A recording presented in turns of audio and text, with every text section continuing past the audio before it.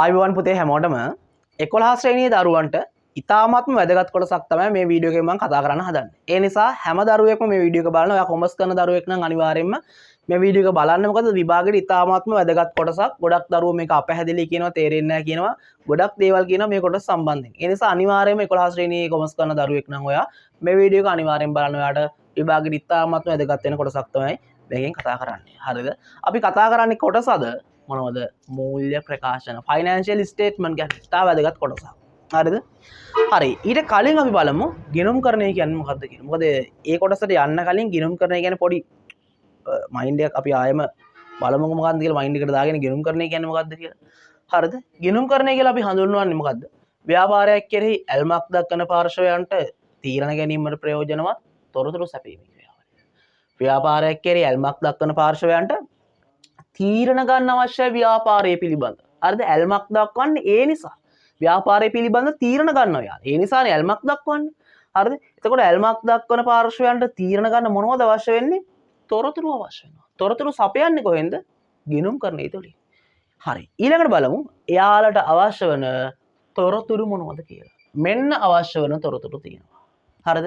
ඒ ඇල්මක් දක්වන පාර්ශව ඉන්නෝනේ අයිතිකරුවෝ ඉන්නවා, සැපයුම්කරුවෝ ඉන්නවා, ඊට පස්සේ සේවකයෝ ඉන්නවා, ගනුදෙනුකරුවෝ ඉන්නවා, රජය ඉන්නවා. මේ වගේ විවිධ පාර්ශව ඇල්මක් දක්වනවනේ.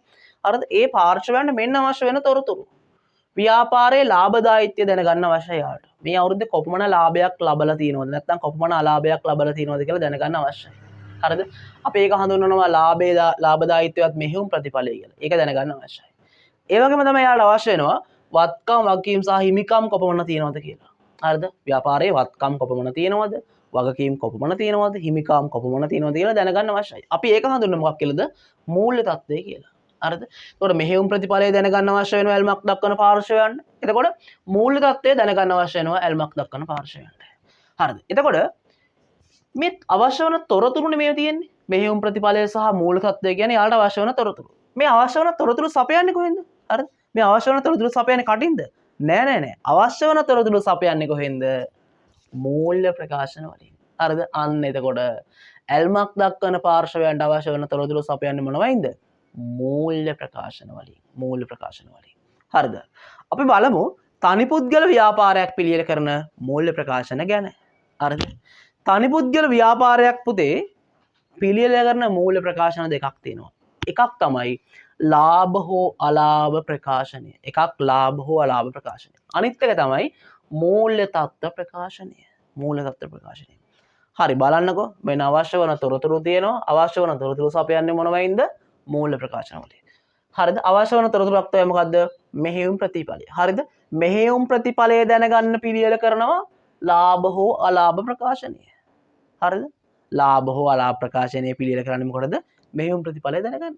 දැන් මතක තියාගන්න ලේසියිනේ ඔයාලට. ඊළඟට මූල්‍ය තත්ත්වය අනාවරණය කරගන්න නැත්නම් මූල්‍ය තත්ත්වය දැනගන්න පිළියෙල කරන මොකද්ද? මූල්‍ය තත්ත්ව ප්‍රකාශනය. හරිද? මෙහෙයුම් ප්‍රතිඵලයත් ලාභදායීත්වය දැනගන්න පිළියෙල කරනවා ලාභ හෝ අලාභ ප්‍රකාශනය. ඊළඟට මූල්‍ය තත්ත්වයේවත් වත්කම් වගකීම් සහ හිමිකම් ප්‍රමාණය දැනගන්න පිළියෙල කරන මොකද්ද? මූල්‍ය තත්ත්ව ප්‍රකාශනය. හරිද? හරි. ඊළඟට ඒ දෙක පිළියෙල කරන්න කියන ලාභ හෝ අලාභ ප්‍රකාශනයයි මූල්‍ය තත්ත්ව ප්‍රකාශනයයි පිළියෙල කරන්න මොනවද යොදාගන්නේ? යොදාගන්න දේවල් මොනවද? හරිද? මොනවද යොදාගන්න දේවල්? ඔයාලට මතකද ලෙජරයේ තියෙන ලෙජර් ගිණුම් ටික තුලනය කරලා අපි හදාගන්නවා ශේෂ පිරික්සුමක්. මතකද? ලෙජරයේ තියෙන ලෙජර් ගිණුම් ටික පිළියෙල කරලා විකුණුම් ගිණුම්, ඊට පස්සේ ගැනුම් ගිණුම්, ණය ගැති ගිණුම්, ණය හිමි ඔය වගේ ගිණුම් තියෙනවනේ. හරිද? ඒ ගිණුම් ටික තුලනය කරලා අපි හදාගන්නවා මොකද්ද? ශේෂ පිරික්සුමක් හදාගන්නවා. ශේෂ පිරික්සුමේ තියෙන මොනවද? ආදායම් සහ වියදම් ගිණුම් ටික යොදාගෙන තමයි අපි ලාභ හෝ අලාභ ප්‍රකාශනය පිළියෙල කරන්නේ. හරිද? ශේෂ පිරික්සුමේ තියෙන ආදායම් සහ වියදම් ගිණුම් ටික යොදාගෙන තමයි අපි ලාභ හෝ අලාභ ප්‍රකාශනය පිළියෙල කරන්නේ. ඊළඟට ශේෂ පිරික්සුමේ තියෙන වත්කම් වගකීම් සහ හිමිකම් ගිණුම් ටික යොදාගෙන තමයි අපි මූල්‍ය තත්ත්ව ප්‍රකාශනය පිළියෙල කරන්නේ. ශේෂ පිරික්සුමේ තියෙන වත්කම් වගකීම් සහ හිමිකම් ගිණුම් ටික යොදාගෙන තමයි අපි මූල්‍ය තත්ත්ව ප්‍රකාශනය පිළියෙල කරන්නේ. හරිද?